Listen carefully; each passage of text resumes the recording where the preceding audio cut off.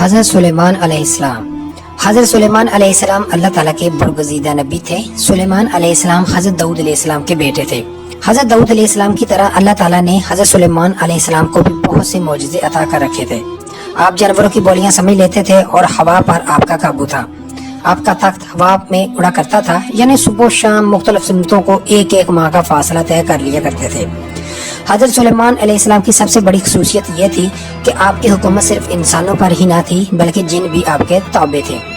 حضرت سلیمان علیہ السلام نے جب مسجد اقصی اور بیت المقدس کی تعمیر شروع کی تو جن دور دور سے پتھر اور سمندر سے موتی نکال کر لایا کرتے تھے۔ یہ عمارتیں آج بھی موجود ہیں۔ اس کے علاوہ آپ نے جنوں سے اور بھی بہت سے کام لیے۔ ایک موقع پر اللہ تعالیٰ نے حضرت سلیمان علیہ السلام کو آزمائش میں ڈال دیا۔ آپ کے پاس ایک انگوٹھی تھی جس پر اسم اعظم کندہ تھا۔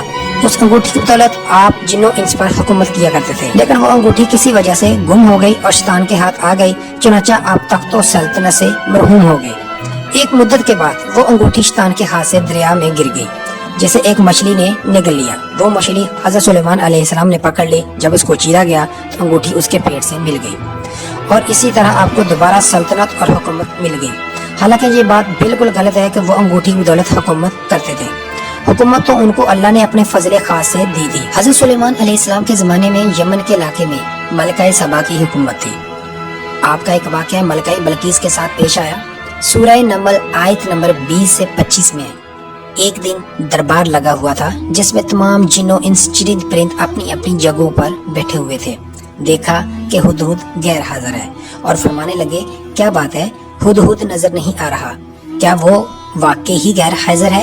یقیناً میں اسے سخت سزا دوں گا یا اسے زیبا کر ڈالوں گا یا وہ میرے سامنے کوئی معقول وجہ بیان کرے۔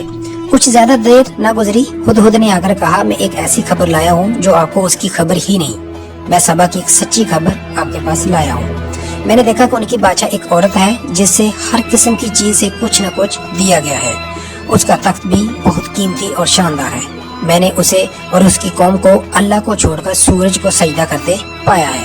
شیطان نے ان کو گمراہ کر رکھا ہے، بس وہ ہدایت پر نہیں آتے کہ اسی اللہ کو سجدہ کریں جو آسمانوں اور زمین کی پوشیدہ چیزوں کو باہر نکالتا ہے۔ جو کچھ تم چھپاتے ہو ظاہر کرتے ہو سب کچھ جانتا ہے۔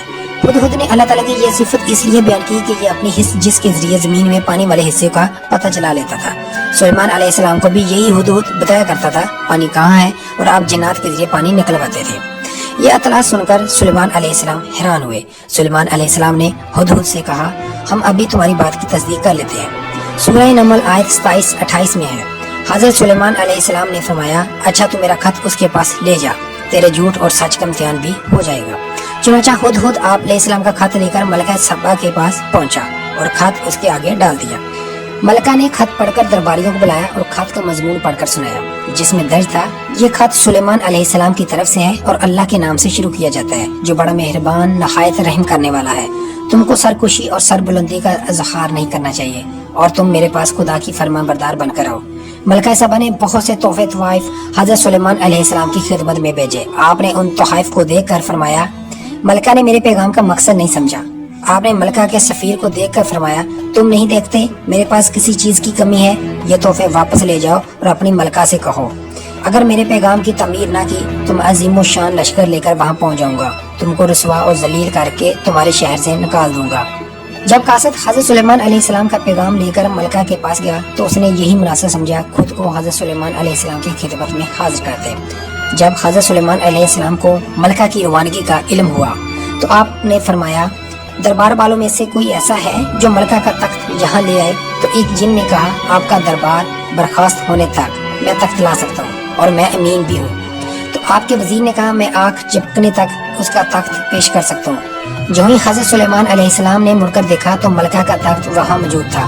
اس پر حضرت سلیمان علیہ السلام نے اللہ تعالیٰ کا شکر ادا کیا اور فرمایا، خدا کا یہ فضل میری آزمائش کے لیے ہے تاکہ دیکھیں کہ اس حالت میں بھی اس کا شکر ادا کرتا ہوں یا نہیں۔ اب آپ نے حکم دیا کہ اس کی شکل بدل دی جائے۔ جب ملکہ حضرت سلیمان علیہ السلام کے دربار میں پہنچی تو اس سے پوچھا گیا، کیا تیرا تخت بھی ایسا ہی ہے جیسا یہ؟ تو اس نے کہا، یہ تو وہی ہے۔